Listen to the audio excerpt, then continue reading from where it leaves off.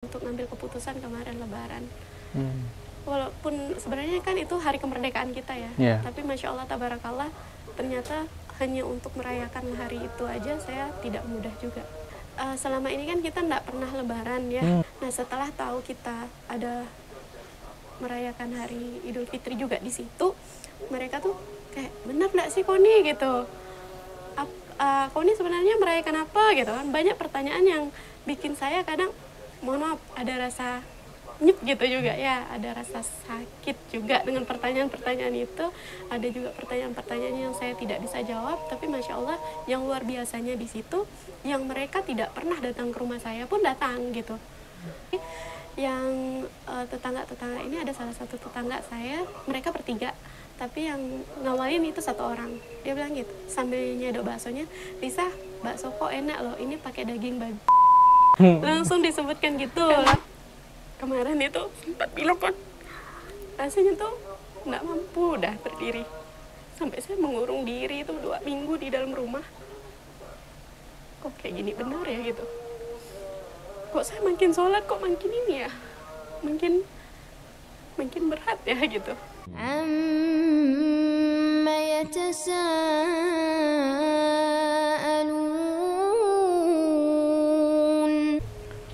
Assalamualaikum warahmatullahi wabarakatuh, Kak Lisa. Waalaikumsalam warahmatullahi wabarakatuh. Apa kabarnya nih Kak Lisa? Alhamdulillah sehat. Sehat ya, Insya Allah. Aktivitas hariannya apa nih Kak Lisa? Untuk hari ini seperti biasa jualan. Jualan apa Kak?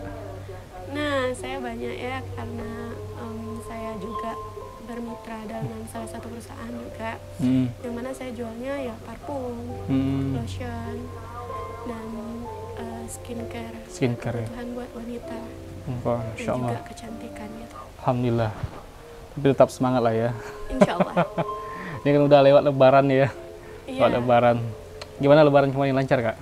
Alhamdulillah lancar. Lancar ya. Nah juga kalau bicara Lebaran nih sedikit saya cerita ya. Ini Boleh. pengalaman saya pertama kali Lebaran di Pontianak. Ya. Nah itu Masya Allah tabarakallah, di luar dari prediksi saya, itu banyak sekali tetangga-tetangga saya yang datang untuk ngambil keputusan kemarin Lebaran. Walaupun sebenarnya kan itu hari kemerdekaan kita ya, tapi Masya Allah tabarakallah ternyata hanya untuk merayakan hari itu aja saya tidak mudah juga. Insya Allah. Itu kenapa kok Kak Lisa tahu kenapa tetangga tiba-tiba berdatangan, tiba-tiba tahu Kak Lisa ini ngerayain Lebaran? Nah selama ini kan kita nggak pernah Lebaran ya, nggak pernah merayakan Idul Fitri. Selama ini kita merayakannya hari Imlek itu tadi kan. Nah, Imlek terus sejauh ini mereka kan taunya saya Imlek gitu.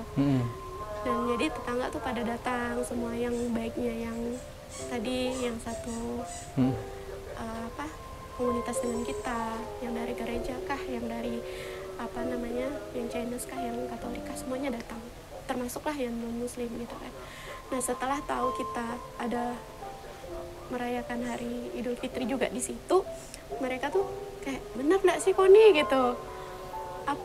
Koni sebenarnya merayakan apa gitu kan? Banyak pertanyaan yang bikin saya kadang mohon maaf ada rasa nyep gitu juga ya, ada rasa sakit juga dengan pertanyaan-pertanyaan itu. Ada juga pertanyaan-pertanyaan yang saya tidak bisa jawab, tapi Masya Allah yang luar biasanya di situ yang mereka tidak pernah datang ke rumah saya pun datang gitu, hanya ingin tahu mungkin kan, dan mengajukan pertanyaan-pertanyaan yang banyak sekali. Nah hari itu saya juga bikin bakso. Nah di situ kan ada orang-orang, mohon maaf, orang-orang Munzalan juga yang datang ya, ramai sekali teman-teman kita yang datang. Jadi yang tetangga-tetangga ini ada salah satu tetangga saya, mereka bertiga, tapi yang ngawalin itu satu orang.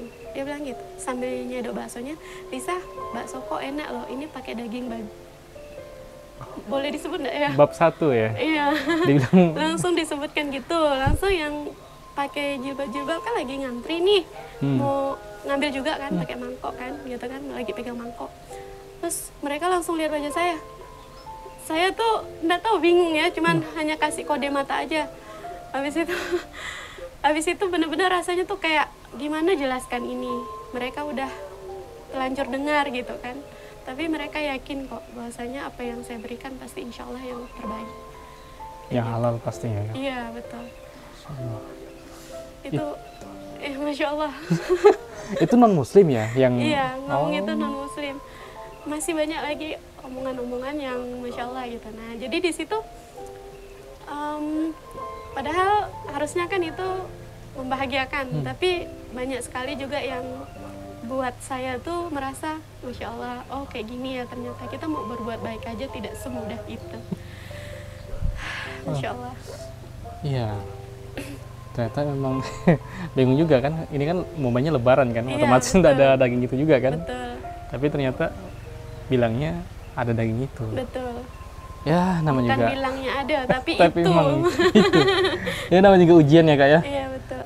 Kak Lisa, sepanjang proses masuk Islam ini kan, kita ini manusia baik yang non muslim maupun muslim pasti ada ujian, dan ujiannya beda-beda. Dan banyak dari saudara kita mualaf itu bilang ternyata setelah masuk Islam tuh ujian tuh makin nambah. Ya Masya Allah. Luar biasa, kayak ada tingkatan-tingkatnya, makin beriman makin nambah rasanya ujiannya. Kak Lisa pernah enggak diuji hampir down imannya?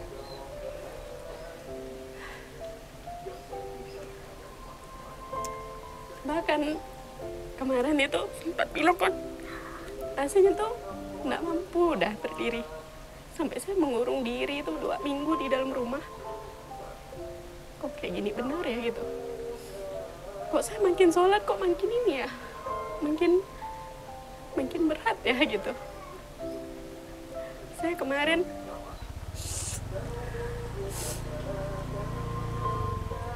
pas anak saya minta uang itu kan, saya nggak tahu kenapa ya, apa saya buat dosa lagi atau apa yang tanpa saya sadari.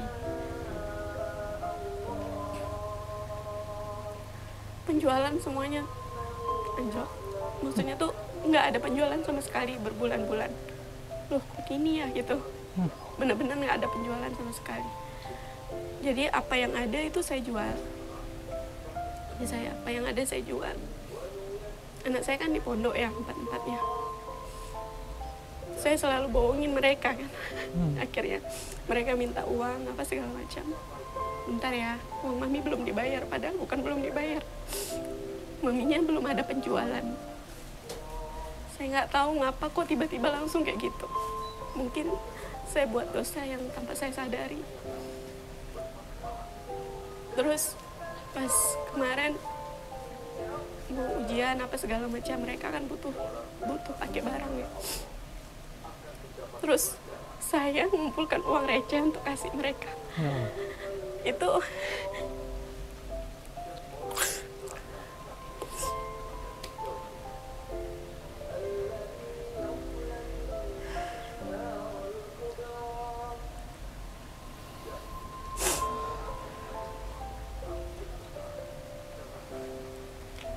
boleh tisu Kak?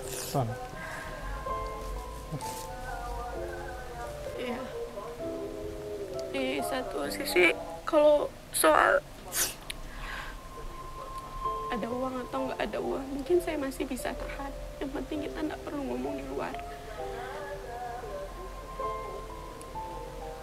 Yang kadang bikin saya nggak tahan itu ya omongan orang dari kiri kanan. Itu kan kita ini juga manusia, ya betul. Kan? Jadi, aduh, saya nggak kuat rasanya. Oke Kak, biar kita ini santai.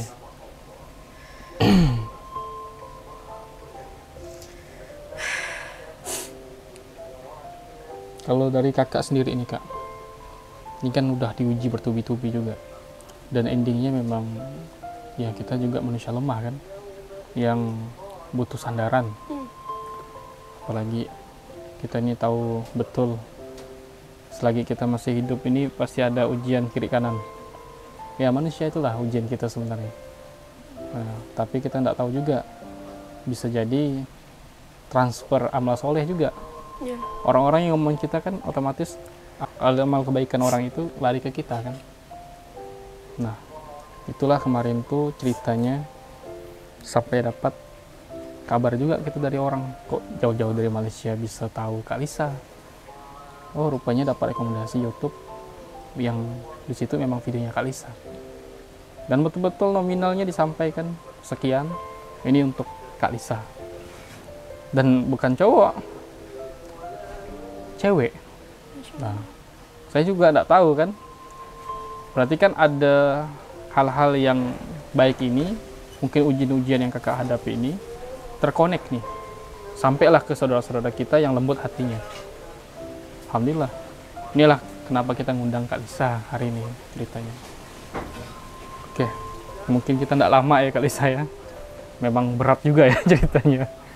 Tapi Kak Lisa, ini kan tadi saya sempat dengar juga kalau Kak Lisa itu videonya diketahui sama beberapa orang yang mungkin ini lingkungan dekat, sangat dekat. Sangat dekat. Nah, kalau Kak Lisa sendiri ini malah sebenarnya nih video ini membahayakan atau malah sebenarnya ini ungkapan ya alhamdulillah ketahuan akhirnya gitu. Justru saya bersyukur lewat video ini, saya berterima kasih dengan channel YouTube ini ya, selaku saudara seiman. Nah, yang mana yang tadi merekanya nggak tahu apa yang saya rasakan, sekarang mereka tahu apa yang diperbuat dari orang tersebut. Yang selama ini saya kan selalu bilang bahwasanya bukan dia yang salah, saya yang salah. Kalau saya baik, Allah pasti pertemukan saya dengan orang baik. Justru karena Allah mau memperbaiki saya kemarin sangat-sangat tidak baik. Allah mau memperbaiki saya, dipertemukanlah dengan orang ini. Akhirnya saya diberi cobaan yang seperti ini. Saya yakin memang saat ini saya tidak nyaman untuk jalaninya. Saya yakin suatu hari Allah pasti kasih saya hadiah. Hadiah yang bagus, yang baik. Mungkin saat ini saya dijatuhkan Allah untuk naik ke atas. Amin. Itu yang saya yakin. Pasti. Masya Allah. Alhamdulillah ya. Dan lewat video ini juga saya kan nggak pernah cerita dulunya sama ipar atau keluarga bahwasanya begini perlakuan, begini yang saya rasakan, begini yang saya alami di situ. Kenapa saya yakin kalau saya menceritakan ketidakbaikan yang saya alami, orang tuh tak ada bisa buat apa, bah, gitu kan? Kalau saya cerita sama keluarganya, dia tetaplah keluarganya. Sementara saya orang lain. Sejahat-jahat keluarga di mata keluarganya, dia tetap keluarganya, pasti kan gitu. Nah, makanya kemarin juga ada bahas bahwasanya waktu itu Imlek saya kan nggak bawa kasih anak saya balik kan. Selain saya menjaga dari yang makanan, kalau saya soal makanan sensitif sekali. Karena kalau anak-anak balik di sana, maksud saya mau makan atau apa di rumah tuh, rumahnya mau bawa barang, silakan makan di luar, tapi jangan bawa di situ. Anak saya belum mengerti. Anak saya di dalam kulkas itu barang itu semua, anak saya kan nggak ngerti. Bahkan yang bikin saya sakit sekali, anak saya mau bakso. Anak saya nggak tahu itu bakso apa kan. Dibelikan bakso itu tuh sakit sekali. Saya bilang, jangan karena kamu punya uang terus seenaknya ngasih anak makan. Nah, kayak gitu. Nah, tapi malah saya diserang balik waktu itu. Nah, di situ kan menurut saya sudah tidak wajar cara penyerangannya. Saya bilang sama kakaknya, tolonglah perhatikan adikmu. bilang kayak gini. Terus pas datang ke rumah dalam keadaan yang sudah tidak wajar, rumah aja tuh kakaknya, abangnya masih tidak bisa buat apa. Justru malah saya yang disalahkan. Tuh makanan tak ada yang haram, bahasanya kan gitu ya. Ini masuk nggak sih dalam materi saya ngomong gini? Masuk, insyaallah. Karena ini ujian-ujian nih yang kakak alami. Karena saya yang tak mampu kalau bersangkutan dengan anak saya. Mereka tak tahu kan. Tapi karena kesalahan saya, keteledoran saya, mereka juga merasakan.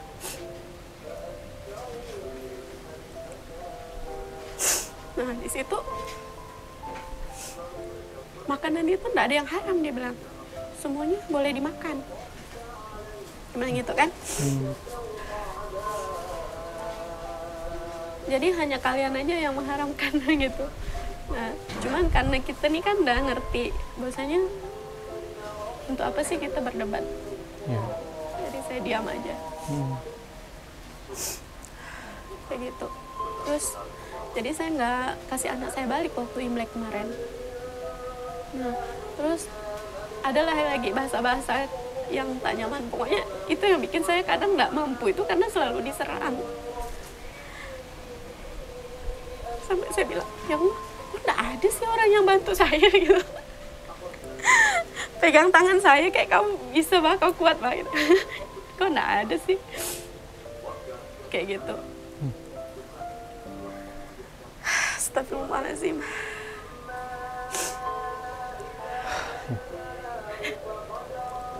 Insyaallah Allah mudahkan Kak Lisa dengan anak-anaknya. Saya yakin bang, saya yakin ini Allah tuh lagi mau naikkan saya kelas ya Pak. Pasti. Kak, ini terakhir mungkin. Bolehlah kasih pesan, nasihat untuk pembalap-pembalap yang di luar sana. Pasti banyak kasusnya kayak kakak juga. Boleh Kak, sampai enggak? Pesan saya untuk orang-orang yang sama seperti saya, mualaf di luar sana, saya tahu kalian pasti tidak mudah untuk jalanin ini. Resiko yang pertama diusir itu udah pasti ya. Mencari tempat tinggal, tak ada tempat tinggal. Tidak ada uang, itu pekerjaan, itu pasti akan semuanya tidak baik-baik saja setelah kita memutuskan untuk hijrah kembali ke Islam ini. Tapi yakin, di saat itu ujian datang ke kita, di saat itulah pertolongan Allah datang ke kita. Saya yakin itu. Nah, terus juga untuk teman-teman yang lagi berjuang juga sama seperti saya di sana, yang mungkin juga lagi tidak baik-baik saja dari segi keuangan, pekerjaan, tempat tinggal, anak dan pasangan, mungkin lagi tidak baik-baik saja. Dan orang-orang di luaran sana, teman-teman kita yang dulu itu menghilang, menjauh, ya kan? Nah, memang banyak di luaran sana itu orang yang tidak baik. Tapi percayalah, orang yang baik itu lebih banyak lagi. Jadi tinggal kembali ke kita mau mendekatkan diri dengan orang yang sedikit atau dengan orang yang banyak. Karena orang yang tidak baik itu sebenarnya sedikit, orang yang baik itu lebih banyak lagi. Nah, contoh saat ini, dan Masya Allah, Tabarakallah, di luar dari dugaan saya juga tidak pernah terpikirkan soal ini.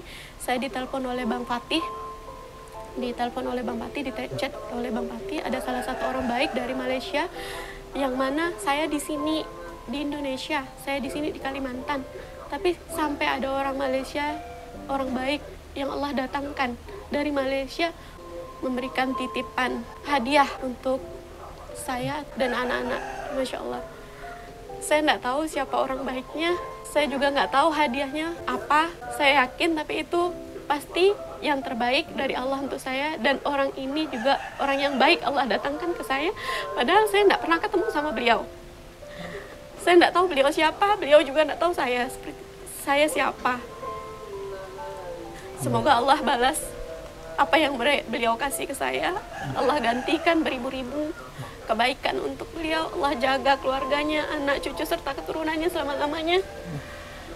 Allah jaga pasangannya, Allah muliakan hidupnya, Allah tambahkan rezekinya, Allah angkat derajatnya.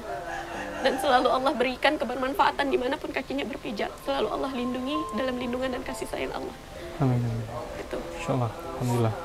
Baik, sahabat-sahabat semuanya, terima kasih Kak Lisa karena udah berbagi ke kita. Memang poinnya adalah semakin kita diuji, semakin dekat sama ridhonya Allah. Berarti Allah sayang sama kita. Orang-orang yang diuji itu kan orang-orang yang disayang sama Allah. Karena kelayakan manusia untuk mendapatkan surganya Allah itu memang harus melewati proses-proses yang sudah ditentukan. Dan tentunya proses-proses itu kunci jawabannya ada di Quran. Berarti sering tadabbur ayat, sering ikut kajian, majelis, taklim. Insya Allah semakin dekat hati kita dengan iman. Iman kita bertambah, insya Allah hati kita tenang, menghadapi kematian pun tidak ragu lagi. Bismillah. Kan tempat kita di dunia ini cuma sementara. Tempat kita di akhirat selamanya.